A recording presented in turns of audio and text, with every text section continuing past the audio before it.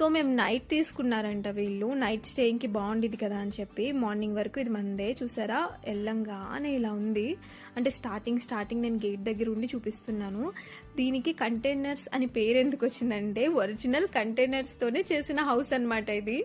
So నాకైతే చాలా excitement అనిపించింది లోపలికి వెళ్ళి చూడాలి అని. కానీ ఫస్ట్ కిందున్న వ్యూ అంతా మీకు చూపిద్దామని చెప్పి చూపిస్తున్నాను. ఇక్కడ చూసారా బుద్ధుడి విగ్రహం ఎంత బాగుందో, గ్రీనరీలో ప్రశాంతంగా అనిపించింది చూడంగానే. ఇంకా లైటింగ్స్ కూడా చాలా బాగుంది. ఫొటోస్ కానీ పార్టీస్కి కానీ దేనికైనా పర్ఫెక్ట్ ప్లేస్లా ఉంది. ఇంకా స్విమ్మింగ్ పూల్ చూడంగానే నాలో తెలియని ఆనందం.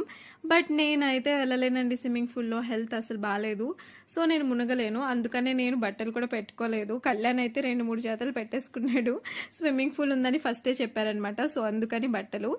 ఇంకా లోపలికైతే ఎంట్రీ అయిపోదాం. చూసారా మనం స్టార్టింగ్ వెళ్ళేటప్పుడు కంటైనర్ ఎలా ఉంది అనేది సైడ్కి కనిపిస్తుంది. నేను క్లియర్గా మళ్ళీ చూపిస్తాను. మనం లోపలికి రాగానే ఇలా రైట్ సైడ్ మెట్లు ఉన్నాయన్నమాట. కొంచెం చిన్నగా ఉన్నాయన్నమాట, ఇరుగ్గా ఉండిద్ది. ఒక్క మనిషి మాత్రమే ఎక్కాలి, ఒకరితో ఒకరు ఎక్కాలి. ఇంకా హాల్ అయితే ఇలా ఉంది. సైడ్కి ఒక సోఫా వచ్చింది, చివరికి వాష్రూమ్ ఉంది ఒకటి. అంటే కింద ఒక వాష్రూమ్ ఉంది, పైన ఒక వాష్రూమ్ ఉంది అనమాట. చూపిస్తాను. ఇది ఫస్ట్ది అయితే, అంటే ఫస్ట్ ఫ్లోర్ అన్నట్టు. ఇక్కడైతే బెడ్రూమ్ ఉందన్నమాట. బెడ్రూమ్, ఒక వాష్రూమ్ ఇలా ఉండిద్ది ఏరియా అంతా.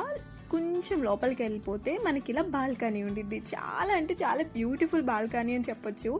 సో ఇక్కడ మనకి ఆల్రెడీ డెకరేటెడ్ చేసినట్టే ఉంది. చూసారా, మనం జస్ట్ బెలూన్స్ తెచ్చుకొని ఒక కేక్ తెచ్చుకున్నా చాలు. ఇంకా దీనికన్నా పెద్ద డెకరేషన్ అవసరం లేదు, సింపుల్గా బాగుండిద్ది. కాదు ఇంకా డెకరేట్ చేసుకోవాలి అనుకుంటే మన ఇష్టం, మన ఓపిక, మనం ఎంతైనా డెకరేట్ చేసుకోవచ్చు. కానీ ఇన్బిల్ట్ ఇలా ఉండడం వల్ల మనకి కొంచెం ఖర్చు తగ్గిద్ది అని చెప్తున్నాను సింపుల్గా. సో ఇలా బెడ్రూమ్ కూడా చాలా బాగుంది.